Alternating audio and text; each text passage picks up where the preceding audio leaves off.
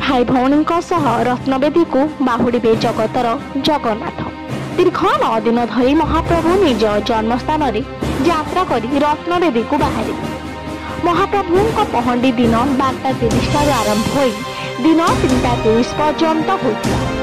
एही बाहुड़ा यात्रा अवसर में अनेक भक्त मानक समागम होइथिला। प्राय 4टा समय रथटଣା आरंभ होइथिला। एही यात्रा अवसर में जूनियर रेड क्रॉस एवं मानव उत्थान सेवा समिति मानक तरफ दही पानी सर्बत आदि भक्त मानक बंटा जाइथिला। ढेंकानाल लक्ष्मी विश्वास रिपोर्ट परिवर्तन स्वर।